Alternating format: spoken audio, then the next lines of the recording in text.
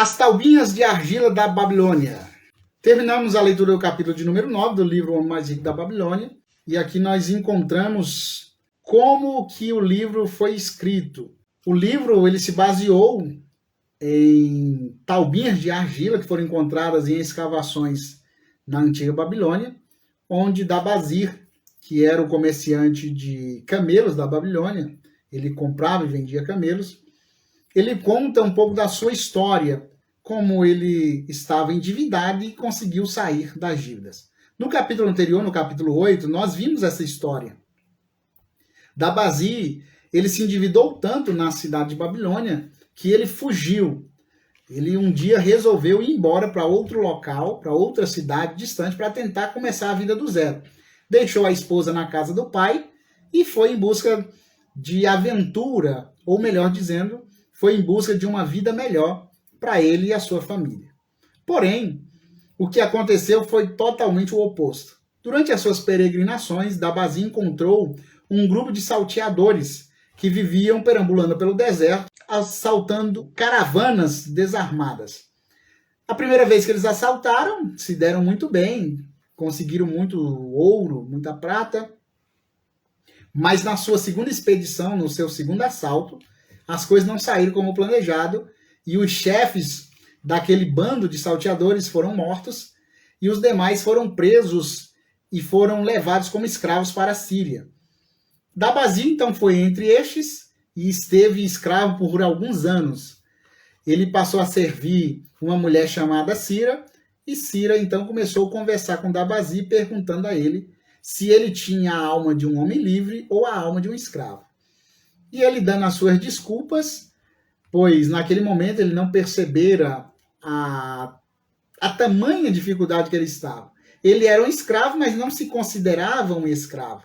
Inclusive, na live anterior, nós já abrimos um parênteses para dizer que, às vezes, tem muita gente precisando de ajuda, mas ela não vai em busca de ajuda por negligenciar isso ao não se considerar como uma pessoa que tem problema. Por exemplo, às vezes a pessoa não tem um conhecimento necessário para administrar as suas finanças, mas ela se acha o melhor administrador de todos os tempos, de todas as épocas.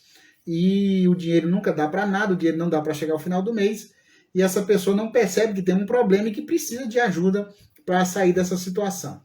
Então, Dabazir estava da mesma forma, ele era um escravo, mas não se considerava como tal, e por isso não procurava jeito de sair daquela situação. Então a Cira começou a perguntar, a questionar a ele o porquê que ele chegou naquela situação. Até o ponto de ele se interessar em sair daquela situação, em mudar a sua vida, em mudar a sua história.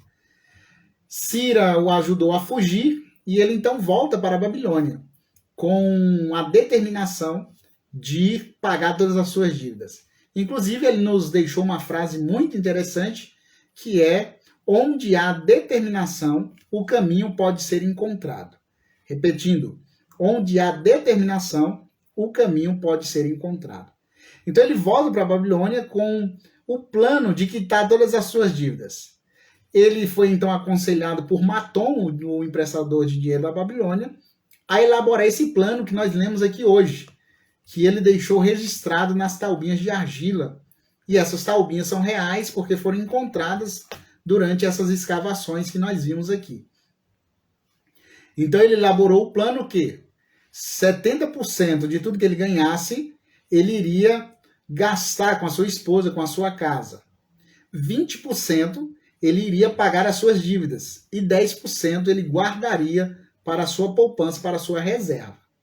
Então o que ele fez? O plano consistia em reunir todos os dados das suas dívidas, ir até os seus credores e negociar essas dívidas, explicando-lhes que o pagamento mensal não poderia exceder a 20% dos seus ganhos, ou, como o texto do livro diz, 2/10 dos seus ganhos. Então ele começou a registrar. No primeiro momento ele registrou quanto era a sua dívida, quantas moedas de prata ele devia, quantas moedas de cobre. Então ele fez um registro com o nome de cada pessoa que ele estava devendo. Então, a partir dali, por ele saber quanto ele estava devendo, ele começou então a pagar rotineiramente cada vez que ele prestava um serviço ou cada vez que ele vendia camelos e recebia o seu lucro, ele dividia 7 moedas. Se ele ganhasse 10 moedas, ele separava 7 moedas para gastar com a sua esposa e sua casa, 2 moedas para pagar os seus credores e 1 moeda ele guardava.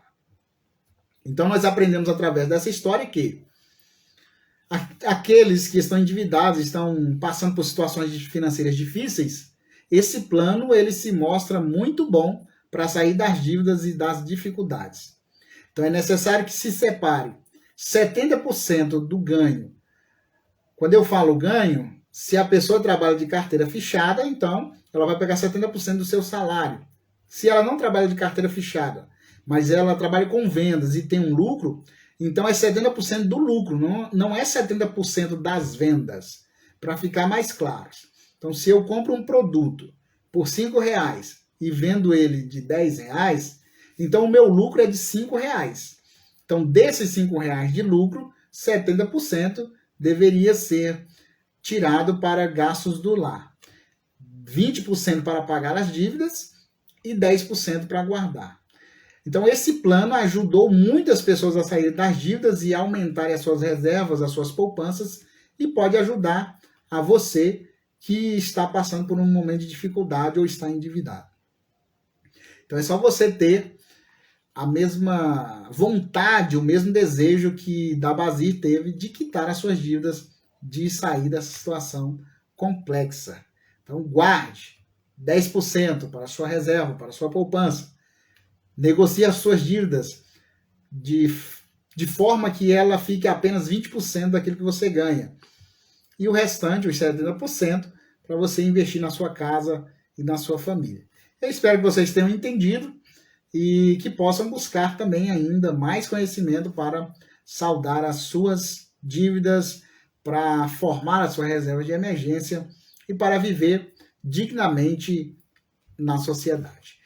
Ficamos por aqui, muito obrigado pela presença de cada um de vocês, que Deus possa abençoar vossas vidas e que a prosperidade seja cada vez mais abundante na sua casa, no seu lar e na sua família.